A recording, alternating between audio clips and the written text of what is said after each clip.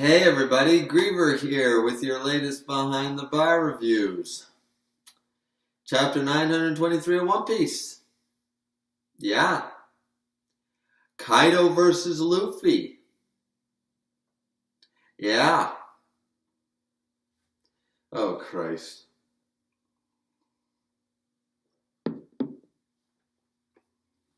This, as you can see, I've been pulling my hair out over this chapter because the problem is I foresee a serious problem with this.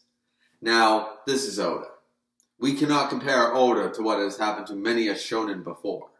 We cannot compare the greatness that is Oda to other mangakas so easily.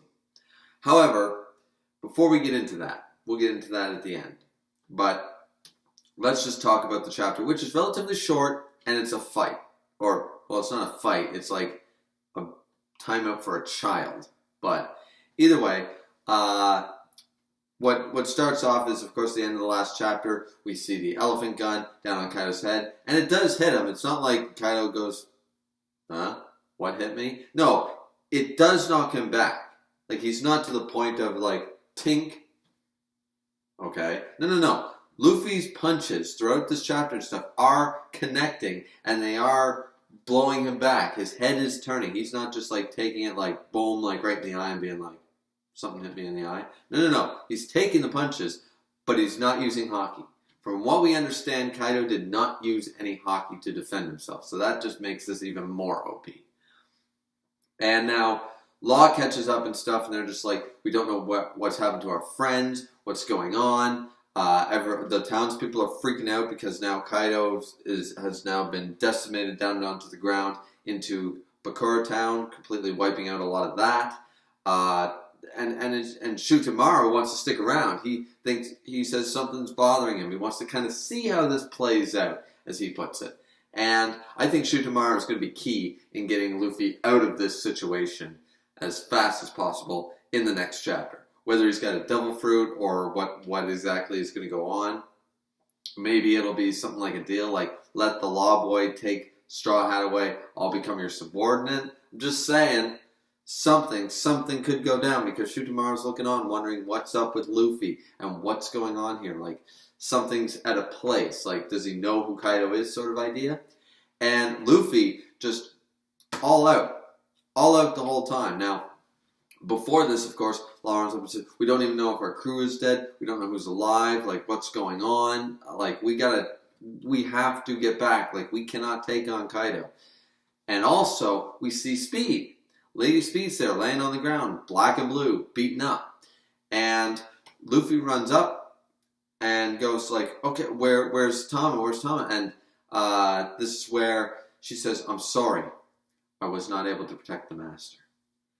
And we see Luffy is just realizing that Law spoke the truth. He can't just come into Wano. This is Yonko territory. Did he learn nothing from Totland? He cannot just walk up to a Yonko's territory and think he can fix the problems.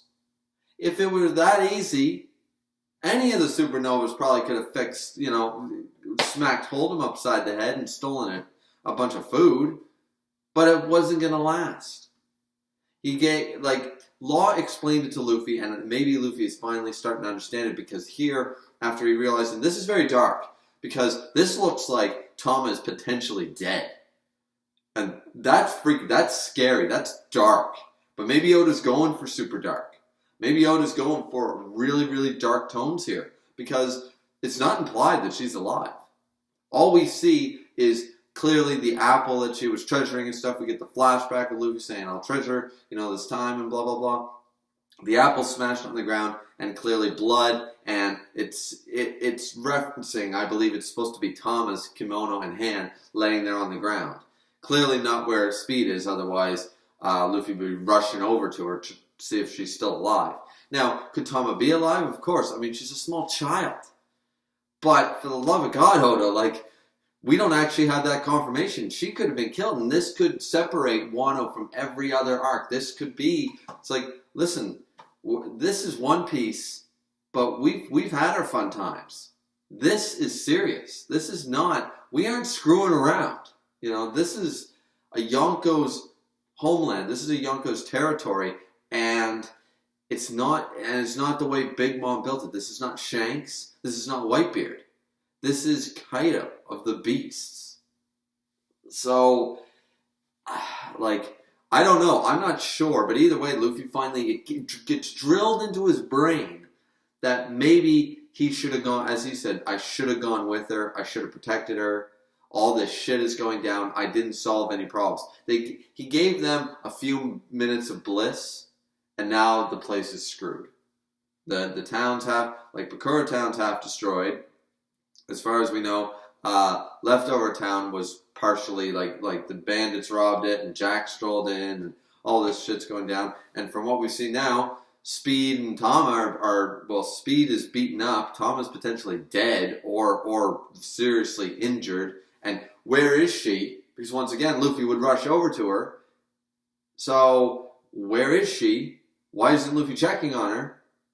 And if Luffy doesn't, who's going to? Because she's laying there bleeding out or something. Like it's, So the dark tones here are very real. The dark tones are exceptionally real in this chapter. Now, this is where Law once again says, listen, like, we gotta go check on our crew. This is not the time. Like, what about our plan? Luffy, sound logic, but we knew where it was gonna go. He said, we won't need that plan. If I take him out right here, right now, then that solves all our problems. Take out, and it's literally what Odin did with Ashura. It's literally what Odin did. He strolled into the Curry region. He found the biggest, baddest bully on the block and went, I'm going to kick your ass. And then you and everybody that feared you is now going to fear me. And now I'm going to be top dog. It's the quickest solution. I'll give him that. But we know where this was going, don't we? We know exactly what was going to happen if he attempted this. Kaido did not use Haki. He did not defend himself. He took every hit. I mean, you can make the argument that he did not take the full brunt of the finisher moves like the King Cobra Smash and things like that. But he took a Kong Organ, Gear 4th. He took a Elephant Gun, and Gear 3rd, and a Gear 3rd Elephant Gatling. And all it did to Kaido was, remember, there's a few scenes where it's just a panel of Kaido, like, looking at him. Totally, like, forget the drunkenness, looking at Luffy right in the eye. Like almost like, what are you gonna do? I will basically wait and see what you can do to me. Because Kaido wants to die. Kaido wants to find someone who can kill him. So potentially, this was Kaido's test. For the supposed fifth emperor of the sea, the fifth emperor. I want to see what he's made of. Let's see what this young upstart, this boy's got. So he takes it all. He takes all the hits. Luffy yells at him, Kaido, I'm right here. And then he comes up, and once again, he Elephant Gatlings. It knocks Kaido out of dragon form, but I believe Kaido probably just reverted back to his original form, his human form or whatever, because it seems weird that he would knock him out of dragon form when this is clearly not doing any damage other than he's just taking the hits. And once again, they are hitting him. Like, he's taking the knockback effect of the hits. He's not defending himself. It's not one of those where you're sitting there and, you know, like you're getting hit by a small child on your chest. You know, you just like, you don't feel it. But, well, suffice to say, Kaido probably didn't feel any of these hits, like, really. Like, but it's clear that he's taking it, and, like, we see him, like, and, like, So Kaido's feeling it. He's taking the hits. It's just not doing any real damage. None of it. Because then, after we see that Luffy is actually tiring out a lot of his Haki, which is quite strange, because I was under the impression after the Katakuri fight, after hours and hours of running and surviving and using Haki and then resting and using Haki, I figured his endurance and his stamina for Haki had extended far beyond. But all he's done is one Elephant Gun, one Elephant Gatling, and one Bound Man Gear 4th Kong Organ. Now, I know that these moves take a lot of Haki to utilize, especially the Kong Organ. However, the fact that he's already panting and wheezing after this, that to me is not the level up I expected to see from Luffy after taking on both Doflamingo, Cracker after that, and then of course taking on Katakuri and extending his use of observation haki, especially alongside of, I believe, he's slowly widening the length of time of his haki in general. But here it indicates that he hasn't done that at all. And the fact that Kaido keeps just getting up like he doesn't care. And once again, I think Shutamaru is going to be key on getting him the hell out of Dodge, because here at the end of the chapter, Kaido just gets up, grabs his club, like a classic Oni that he is, thunderclap, boom, divine thunder. There are multiple translations, 8 ways or whatever, thunderclap, and then divine thunder is one, and all this stuff. And it's a one shot. Like, Luffy is lying in a pool of his blood, knocked out, beaten up, eyes are white. From Gear 4th to that, he's knocked out of Gear 4th. He's laying down. He's done. One hit from Kaido. Clearly, Kaido used some form of haki though, because we see the black like lightning strikes the spark sort of idea. Usually, that's an indicator of Conqueror's haki. It could have been armament, because sometimes that gets a little construed. I was always under the impression that it meant Conqueror's was in use, and we clearly know Kaido's got all 3.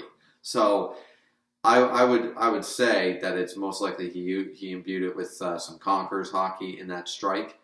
But even though this was a move from Kaido, it doesn't really matter. Like, Kaido wasn't trying. He just used a move like that. That's, as far as I'm concerned, that's Kaido's Gum Gum No pistol.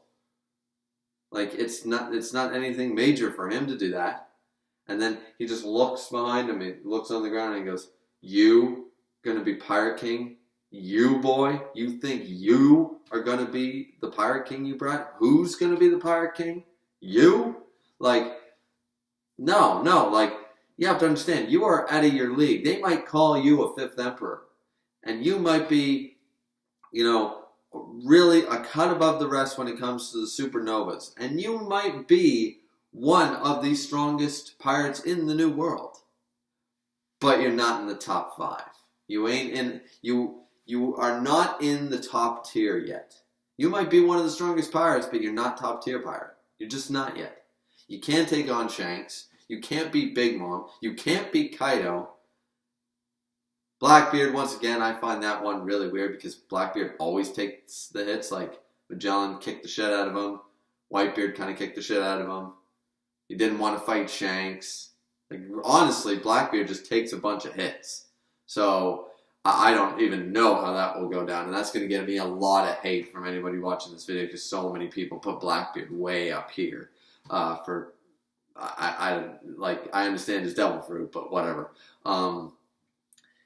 The issue is, I think that's the end of the chapter, guys. That's the end of the chapter. Like, it was not a long chapter. It was an epic chapter, and it was a great beating.